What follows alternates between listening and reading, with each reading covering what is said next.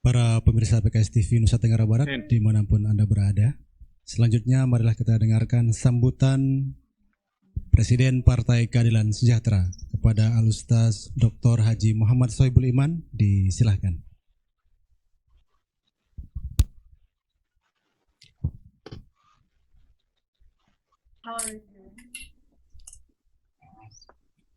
Ya, terima kasih jazakumullah khairan pada MC dan juga pada seluruh keluarga besar Partai Keadilan Sejahtera di NTB.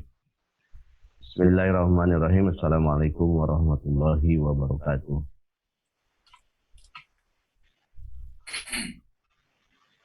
Innal hamdalillah nahmaduhu wa nasta'inuhu wa nastaghfiruh wa na'udzu billahi min syururi anfusina wa min sayyiati a'malina may yahdihillahu fahuwal muhtadi wa may yudlil falan tajida lahu waliyyan mursyida. Asyhadu an la ilaha illallah wahdahu la syarika lah wa asyhadu anna Muhammadan abduhu wa rasuluh alladzi la nabiyya ba'da. A'udzu billahi minasyaitonir rajim. Bismillahirrahmanirrahim. Innal ladzina qalu rabbuna Allahu tsumma istaqamu tatanazzalu 'alaihimul malaikah alla takhafu wa la tahzanu wa abshiru bil jannati allati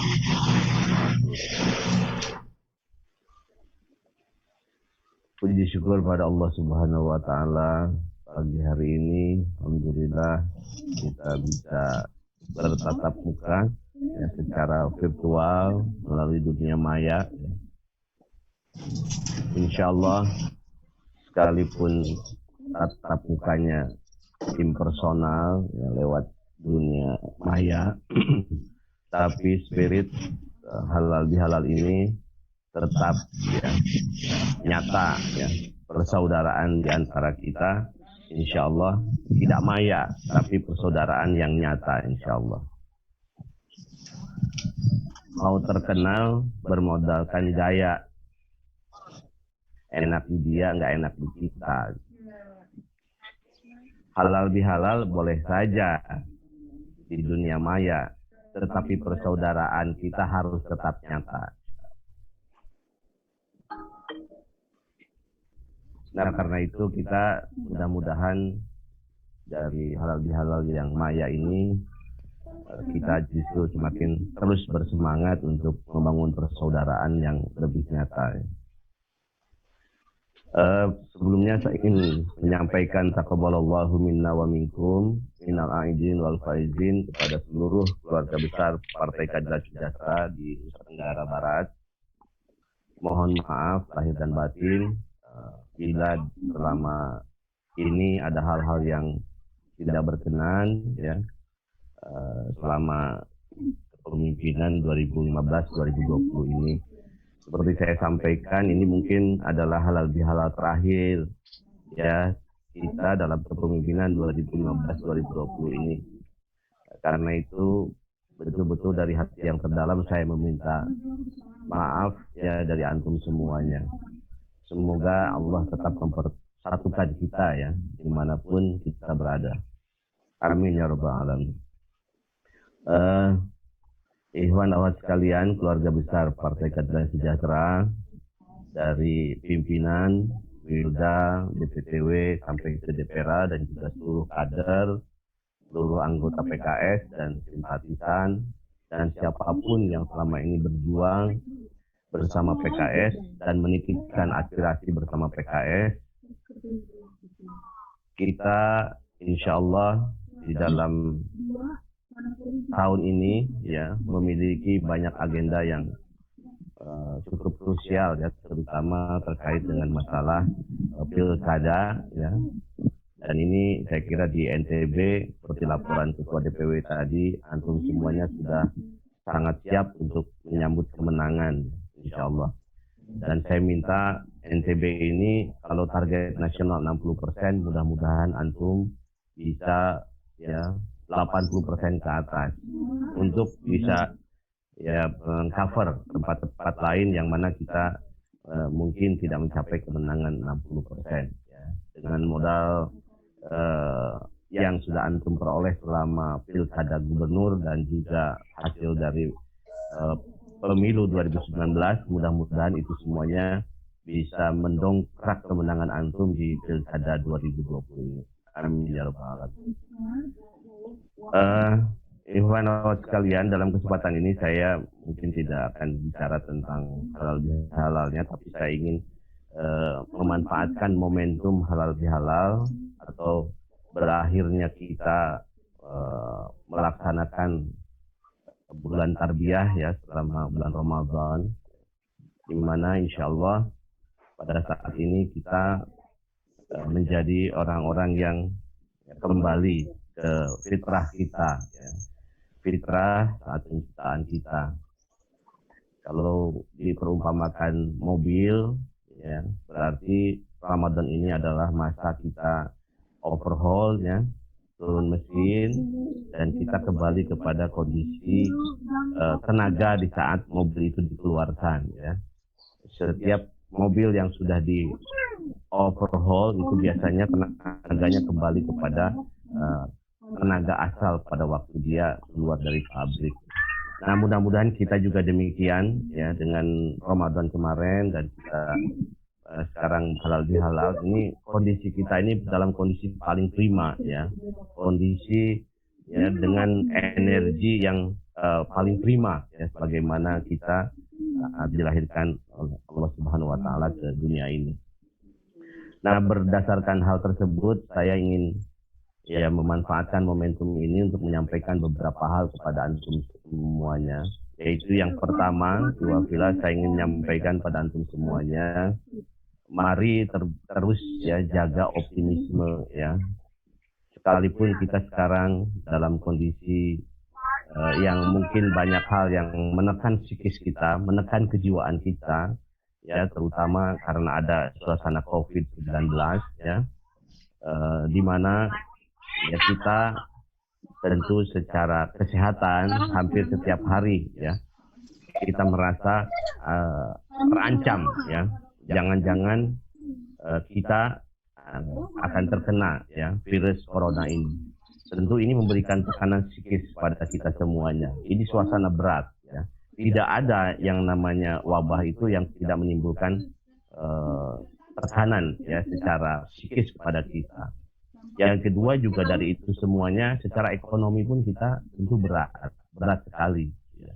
Dan juga kita tidak pernah tahu ini kapan ini akan berakhir. Nah, kondisi berat ini saya berharap jangan membuat kita menjadi pesimis, menjadi takut, menjadi frustasi ya. Saya ingin antum semuanya membangun optimisme ya. Karena optimisme ini sebetulnya merupakan ya karakter dasar dari seorang ya mukmin ya. Bagaimana tadi yang saya baca dalam surat As-Saffat ya. Innal ladzina qalu rabbunallahu tsumma istaqamu tatanazzalu alaihimul malaikah. Jadi kalau kita sebagai seorang muslim yang istiqomah, itu karakter dasarnya itu adalah bahwa kita tuh pasti optimis karena malaikat membersamai kita dan malaikat selalu menghembus-hembuskan pada diri kita tentang ya kemenangan-kemenangan di masa yang akan datang, ya. Baik itu masa yang akan datang di dunia ini maupun juga masa yang akan datang di akhirat kelak. Nah, karena itu saya meminta pada seluruh kader PKS, keluarga besar PKS, tetaplah optimis bahwa COVID-19 ini itu akan ya berlalu ya. Dan juga optimisme ini perlu kita jaga juga terkait dengan masalah keberlangsungan partai kita ini ya. Ya, jadi kita sebagai anggota dari PKS, saya juga meminta kepada antum semuanya untuk juga menjaga optimisme ya terkait dengan partai kita ini ya.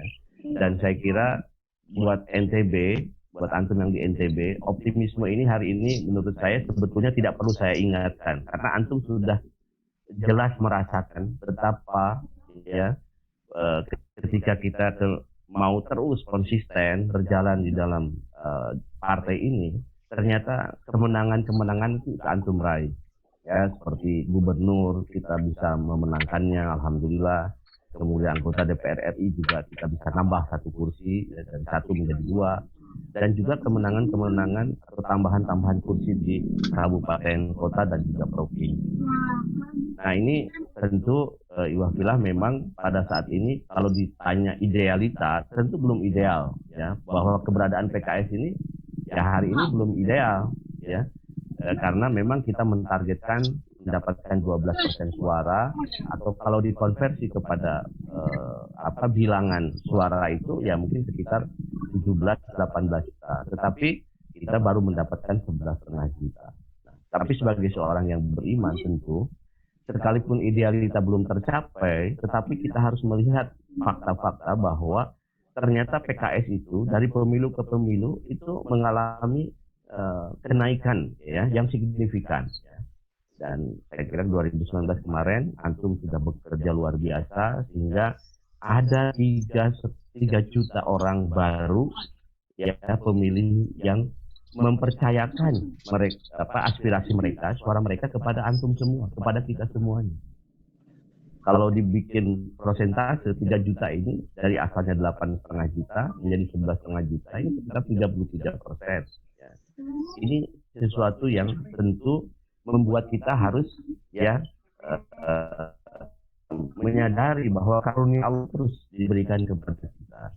Karena itu maka kita harus tetap optimis bahwa kita partai ini insya Allah dari pemilu ke pemilu akan memiliki bahan suara yang signifikan dan juga akan memiliki peran-peran politiknya ya baik lokal, regional maupun nasional ya yang juga sangat signifikan ke depan ini. Nah karena itu lagi ingin ini mari kita jaga optimisme ya, optimisme untuk melewati masa pandemik ini dan juga optimisme tentang masa depan partai kita ini. Ya. Nah, yang penting Iwafillah, yang bagi kita penting dicatat itu adalah apa yang ya disampaikan di dalam ayat yang tadi saya bacakan itu. Ya. Jadi karakteristik optimis ya atau optimisme itu akan menjadi sesuatu yang inherent pada diri kita itu kalau kitanya berada pada zona istiqomah.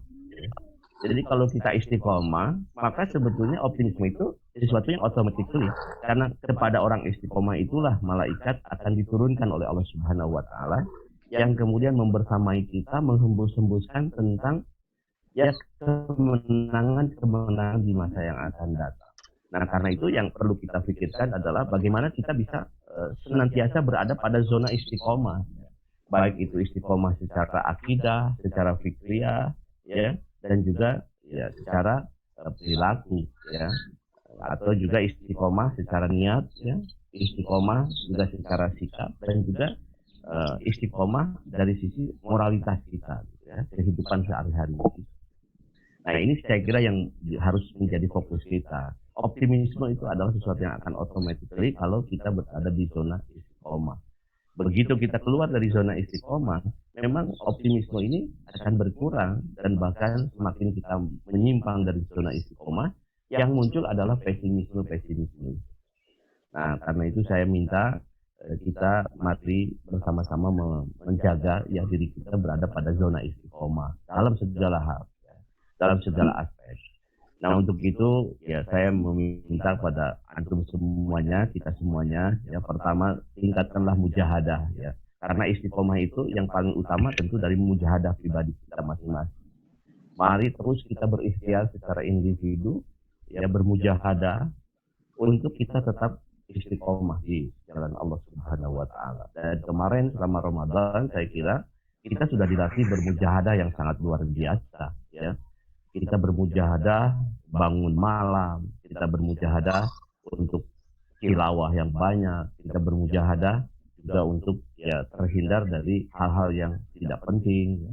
Itu semua adalah latihan mujahadah. Nah, mudah-mudahan di 11 bulan yang akan datang dan seterusnya kita juga bisa melaksanakan mujahadah ini ya pada tingkat masing-masing kita. Nah, yang kedua juga tentu untuk tetap berada dalam zona istiqomah, selain mujahadah individual juga harus ada upaya-upaya kolektif di antara kita. Yaitu di antaranya yang pertama harus ada tausiah di antara kita. Tausiah yang mutabadilah ya. Dan ini tidak ada kaitannya dengan posisi struktural atau posisi jabatan publik. Namanya tausiah harus terbebas dari posisi-posisi itu ya. tentu seorang kader bisa memberikan tausiah kepada seorang ketua DPW, bahkan kepada presiden partai. Ya. Demikian juga tentu seorang kader ya yang tidak punya jabatan publik apapun, dia bisa memberikan tausiah kepada anggota DPRD, kabupaten kota, provinsi, DPR RI, bahkan juga kepada Pak Gubernur. Ya. Nah, saya kira tausiah ini yang harus kita hidupkan. Mudah-mudahan itu akan semakin melengkapi ya ikhtiar individu ya mujahadah untuk tetap pada zona istiqomah ini. Nah, yang ketiga juga ya saya kira untuk menjaga kita berada pada zona istiqomah itu adalah harus dihidupkannya ta'awun di antara kita semuanya. Ya, karena bagaimanapun ya kita sebagai manusia tentu memiliki takdirnya masing-masing gitu ya. Ada yang memang ya sangat dilapangkan oleh Allah Subhanahu wa taala, tapi juga ada yang ya mendapat kesulitan-kesulitan. Nah, kalau tidak ada ta'awun, saya kira ya mungkin sebagian kita akan ada yang melenceng dari zona istiqomah itu. Nah, kalau ta'awun ini dihidupkan, saya yakin-yakinnya insya Allah ya kita semua akan terpelihara pada zona istiqomah ini. Nah, yang keempat juga adalah kita perlu menghindari ya hal-hal yang bisa membuat orang lain ya ihwah yang lain itu kemudian ya, menjadi tergoda untuk melenceng dari zona-zona istiqomah ya, terutama ya dari sisi kelapangan rezeki gitu ya. Kita harusnya lebih banyak tadi ta'awunnya, bukan lebih banyak memamerkan rezekinya. Sebab sekali kita memamerkan ya kelapangan rezeki di hadapan ihwah lain, itu kadang-kadang menggoda ihwah yang dalam kesulitan. Nah, ini saya kira 4 hal ini harus dihidupkan kita jika kita berada pada zona istiqomah. Dan kalau kita pada zona istiqomah, maka malaikat akan diturunkan oleh Allah pada kita dan kita akan menjadi komunitas yang selalu optimis. Ya. Komunitas yang senantiasa membayangkan, melihat masa depan itu adalah sesuatu yang cerah. Insyaallah. Itu yang pertama, Iwafillah. Nah, yang kedua yang saya ingin sampaikan pada antum semuanya adalah saya meminta agar antum semua juga tetap menjaga kewaspadaan. Kewaspadaan terhadap apa? Ya tentu sama ya, kewaspadaan terhadap 2 hal. Pertama, waspada menghadapi COVID-19 ini. Ini COVID-19 ini situasinya di negeri kita secara umum ya itu sekarang kurva pandemiknya itu ya masih belum landai. Dia masih naik karena itu potensi penyebaran atau terpaparnya COVID-19 ini sekarang masih sangat besar potensinya di negeri kita ini. Dan kalau kita merujuk kepada sejarah pandemik yang biasa muncul setiap 100 tahun sekali, itu pandemik ini tidak pernah ya hadir 1 kali saja, 1 hentakan saja. Dia biasanya 2 kali atau 3 kali hentakan. Nah, sekarang di dunia hentakan pertama sudah sangat merata, tapi sekarang di beberapa negara mulai muncul gelombang kedua dari pandemi ini. Nah, kita tentu di Indonesia juga kita harus waspada ya, jangan sampai pandemi ini ya justru nanti semakin berat ya. Karena itu pandangan PKS ya, sudah jelas ya bahwa relaksasi atau pelonggaran yang dilakukan oleh Pak Jokowi di saat-saat sekarang ini adalah pelonggaran yang secara timing ini belum tepat. Nah, karena itu kami minta kepada seluruh keluarga besar PKS agar antum semua waspada, tidak ikut dalam euforia relaksasi ya. Tetaplah antum ya ketat di dalam menerapkan protokol PSBB ya. Di rumah harus rajin cuci tangan ya. Saya kira ini penting ya. Setiap keluar harus pakai masker dan kemudian juga physical distancing juga harus dijaga ya. Dan upayakan tidak keluar rumah kalau tidak sangat mendesak ya. Ya lebih baik stay at home ya di rumah ya. Dan sekali-kali saja pada saat memang kita benar-benar tidak bisa dihindari ya kita keluar rumah. Saya tidak ingin keluarga besar PKS menjadi bagian dari yang semakin memperburuk suasana COVID-19. Saya berharap antum semuanya bisa menjadi bagian yang justru semakin mempercepat berakhirnya COVID-19. Itu kewaspadaan dari sisi COVID-19. Yang kedua juga kewaspadaan secara politis. Ya. Saya meminta kepada keluarga besar Partai Keadilan Sejahtera, tolong antum jaga adab-adab berpolitik ya, karena memang ada fatsun-fatsun politik yang memang harus kita jaga. Nah, wabil khusus saya ingin antum memiliki kewaspadaan yang sangat tinggi terhadap perilaku antum semuanya di media sosial. Ya, jangan pernah antum tergoda ya emosional oleh postingan-postingan orang-orang tertentu yang memang itu boleh jadi digunakan untuk ya menggoda antum semuanya, untuk antum kemudian melakukan tindakan yang ya tidak sesuai dengan fatsun politik ya. Bahkan fatsun politik umum, apalagi dilihat dari sisi kita sebagai partai dakwah, sangat tidak baik. Seperti misalnya ya saya melihat ya ada orang-orang yang membuat status mendoakan tokoh tertentu ya wafat gitu. Itu kan ditinjau dari kaidah adab secara umum pun itu tidak baik, apalagi dilihat dari ya adab partai dakwah. Saya kira itu tidak baik ya. Mendoakan dalam statusnya kemudian itu disebar kemana-mana, ini kan tidak baik. Nah, saya minta antum menjaga kewaspadaan ini. Terlebih wafillah kita semua sekarang dalam konteks nasional, kita ini berada di luar pemerintahan ya, di luar pemerintahan, maka kita harus bisa menjaga jangan sampai kita terkriminalisasi oleh sesuatu yang sesungguhnya sangat tidak signifikan gitu. Oleh sesuatu yang sifatnya remeh-temeh karena kecerobohan kita ya.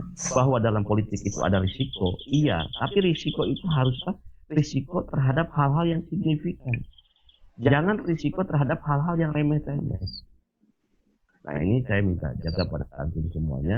Ini kita harus bisa menjaga adab-adab dalam politik, dan juga kita harus waspada ya terhadap apapun yang bisa merugikan dakwah kita ke depan ini.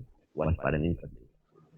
Nah, yang ketiga, alhamdulillah yang saya minta kepada antum semuanya adalah tentu ya, yang ketiga ini adalah antum tetap harus bekerja, harus bergerak. Sebetulnya jelas tidak ada kewaspadaan bagi orang-orang yang tidak bergerak. Waspada itu hanya ada bagi orang yang bekerja. Kalau orang tidak bekerja, maka tidak perlu waspada. Orang di rumah sama dengan kewaspadaan jalan. Kalau nggak terang jalan, perlu waspada. Sama juga optimisme itu ada maknanya kalau kita bekerja. Kalau orang optimis tapi tidak bekerja, itu namanya utopis. Jadi di satu sisi kita optimis, kita juga waspada, tapi tidak boleh kita diam. Kita harus bergerak, kita harus ya bekerja. Bekerja untuk apa? Ya untuk dua hal kembali yang tadi, yaitu bekerja untuk bersama-sama ya seluruh elemen masyarakat memerangi COVID-19 ini. Nah, saya senang sekali tadi sudah disampaikan di NTB program COVID-19 ini tetap berjalan, bahkan tadi katanya akan launching kebun lestari sejahtera. Nah, program-program yang antum lakukan kemarin ya sampai hari ini terkait dengan masalah COVID-19 itu jangan berhenti gara-gara ada relaksasi. Itu harus terus dilanjutkan COVID-19 ini. Tadi yang saya sampaikan yang masalah protokol PSBB dan juga program kemandirian pangan yang sudah antum canangkan. Ini harus terus ya. Karena apa? Karena kita tidak tahu COVID-19 ini akan berakhir kapan. Jadi saya minta antum terus bekerja seperti halnya kemarin pada saat puncak-puncaknya COVID-19. Ini harus terus kita lakukan karena kita tidak tahu ya COVID-19 ini akan berhenti atau selesainya kapan. Nah, saya apresiasi usaha antum semuanya untuk nanti ya terus ya mengembangkan program kebun lestari sejahtera ya, atau yang lebih umum waktu itu programnya adalah ayo menanam bersama PKS. Saya kira ini membangun kemandirian. Nah, apalagi kalau kemudian ini ada Pak Gubernur, kita bisa bersinergi dengan Pak Gubernur misalnya. Nah, ini tentu nanti dampaknya akan sangat positif buat kemandirian masyarakat NTB ya. Itu saya kira. Yang kedua tentu adalah bekerja, tetap bekerja dan bergerak secara politik, yaitu bagaimana kita bisa menyiapkan diri untuk kemenangan di pilkada. Saya berharap di NTB ini untuk pilkada kali ini, saya ulang kembali ya, kita bisa memenangkan lebih banyak lagi ya kepala daerah ya, baik itu yang kader maupun kita yang non kader ya. Tapi mudah-mudahan itu nanti ya bisa disinergikan, kemudian ya memberikan dampak domino efek kepada nanti 2024. Ya, saya berharap. Soalnya Pak Gub pernah bicara dengan saya, Pak Gub pernah menyampaikan ya, insya Allah ya, dari Dapil Lombok itu mudah-mudahan kita bisa 2 DPR RI ya. Jadi kalau Dapil Lombok bisa 2, Dapil Sumbawa 1, wah kita dapat 3, ini sangat dahsyat, sangat luar biasa. Mudah-mudahan ya apa yang pernah diobrolkan ini ya nanti bisa terrealisir di 2024. Dan salah satu tonggaknya adalah bagaimana kita bisa memenangkan pilkada di 2020 ini, insya Allah ya. Dan saya melihat ya, antum semuanya di NTB ini semangat luar biasa untuk memenangkan pilkada ini. Dan kemudian, kalian, ya, yang keempat ini adalah kita harus sadari bahwa perjuangan kita ini adalah perjuangan yang sangat panjang ya. Perjuangan yang sangat panjang, bukan perjuangan hanya terbatas memenangkan pilkada, perjuangan hanya memenangkan ya kursi DPR RI, ya. Tapi perjuangan kita ini adalah perjuangan yang sangat panjang, ya. Bagaimana kita terus berkhidmat untuk rakyat dan kita mewujudkan Indonesia yang baldah thayyibah warabun ghafur itu. Nah, oleh sebab itu, yang keempat ini saya meminta tolong jaga stamina, ya. Jaga stamina antum semuanya, baik stamina secara fisik, tapi yang lebih penting adalah stamina secara psikis ya. Untuk kita terus ya bisa berada di dalam kondisi ya membersamai dakwah ini ya sampai waktu yang tidak kita tidak tentukan ya, tapi sampai sepanjang hayat kita. Stamina ini penting dijaga.